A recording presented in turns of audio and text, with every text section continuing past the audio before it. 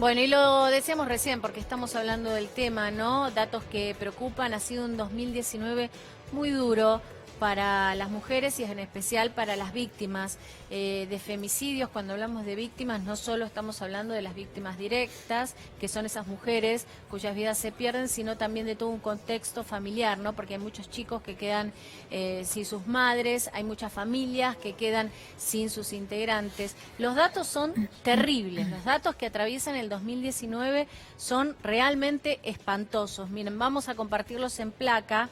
Son los datos que emite el Observatorio de Violencias de Género, ahora sí que nos ven. 9 de cada 10 denunciados violan la restricción perimetral. Entre el 1 de enero y el día de ayer, 30 de diciembre de este 2019, hubo 327 femicidios.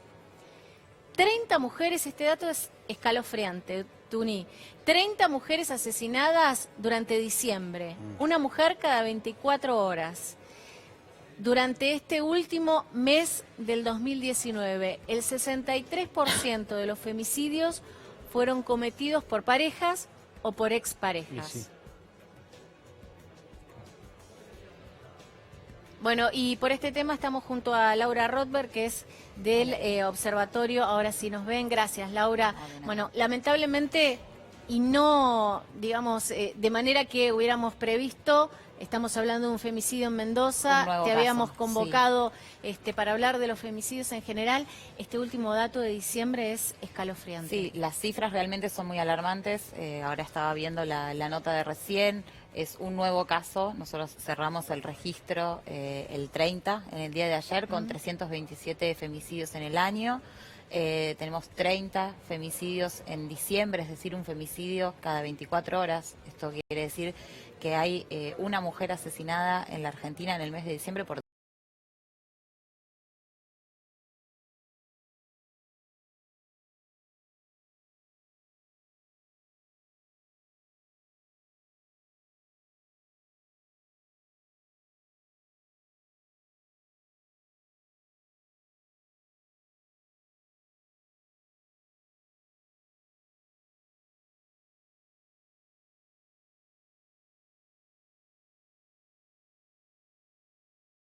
violencia, y la respuesta que obtienen es una escalada de violencia, muchas veces con un femicidio, que es la respuesta final o más fuerte de lo que es la violencia de género, ¿no? Suele ser además un mes por ahí, diciembre, en el que generalmente, ¿no?, con las fiestas de fin de año, los balances de fin de año, son meses de reuniones familiares, de reuniones con amigos, y muchas veces las víctimas de violencia de género están aisladas de sus vínculos más cercanos, y todas estas cuestiones las llevan por ahí en estos meses a replantearse estas relaciones de violencia y a querer ponerle un fin. Y bueno, ante ese hecho, ante ese no de esa mujer que decide no seguir dentro de este círculo de violencia, muchas veces la respuesta de sus agresores, que la mayoría de las veces son sus parejas o sus exparejas, es terminar con sus vidas, ¿no? Yo leía también en el informe que ustedes evaluaban como uno de los factores, ¿no?, determinantes del incremento en las cifras, los índices de pobreza, la crisis económica que hemos atravesado. Exacto. Son todos factores que lamentablemente desprotegen más a las mujeres. Sin dudas, en épocas de crisis económicas se ve mucho más el impacto, aumentan generalmente los femicidios, porque las mujeres dentro de las crisis económicas y dentro de la pobreza somos las más pobres, ¿no? Esto que llamamos la feminización de la pobreza tiene que ver con esta idea de que las mujeres somos más pobres por un montón de motivos, no solo porque hay una brecha salarial que hace que las mujeres percibamos casi un 27% menos de salario por la misma tarea que un hombre, sino porque también muchas veces somos las mujeres las que nos ocupamos de las tareas de cuidado y de limpieza dentro de los hogares, y eso a las mujeres nos quita tiempo para formarnos, para capacitarnos, para estudiar, para desarrollarnos, y todas esas cuestiones hacen que frente a crisis económicas nosotras estemos cada vez más desprotegidas, contamos con menos herramientas, ¿no? Si vemos el dato además de que el 63% de los femicidios ocurren dentro de los hogares de las víctimas. Eso es un dato que hay que tener en cuenta, en el sentido de que muchas veces el sentido común por ahí nos indica que es la calle el lugar más inseguro para las mujeres.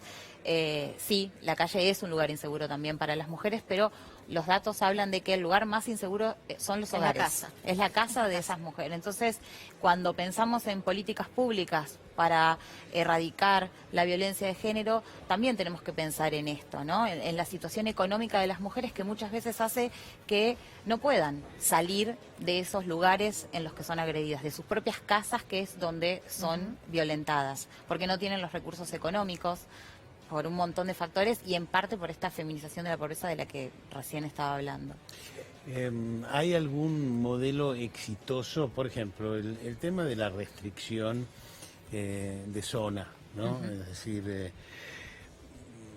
que tiene es de una situación de descontrol muy grande por varias razones, entre otras cosas que muchas veces el hombre queda con deberes económicos y entonces terminan juntándose en algún momento y él aprovecha esa situación.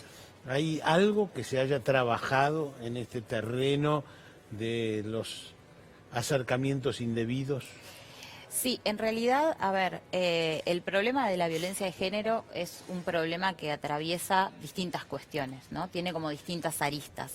Entonces, cuando se piensan políticas públicas para abordarlo, hay que pensar no solo la asistencia y la protección a las víctimas, sino también algo que es fundamental y que para nosotras, desde el observatorio, ahora que sí nos ven, trabajamos e intentamos como mostrar, que tiene que ver con la prevención y la concientización, ¿sí?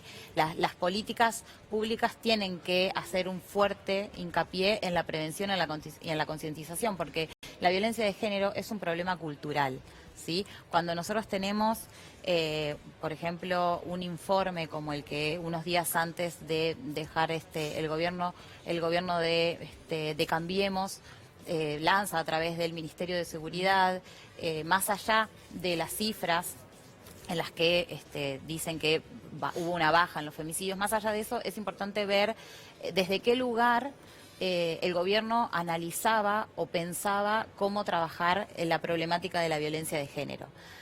Si vos te reducís a pensar que la violencia de género es un problema solamente de inseguridad, entonces creo que quedas corto. Cuando nosotros vemos las cifras y entendemos que hubo un 46% de mujeres que hicieron una denuncia o varias denuncias, ¿no? De las mujeres que fueron asesinadas, o un 27% de mujeres que contaban con alguna medida de protección, como un botón antipánico o como una perimetral, y aún así fueron asesinadas. Bueno, lo que pensamos es el Estado no llegó, el Estado falla, y entonces las políticas de asistencia y protección no alcanzan solamente. Es necesaria una pata en prevención y concientización, porque el problema es cultural, ¿no? Y en ese sentido el abordaje tiene que ser integral, no puede quedar solo en asistencia y protección, ¿no? Bien. Gracias, Laura, te agradecemos mucho en de este nada. día tan especial. Gracias a ustedes, felicidades. Gracias. Bueno,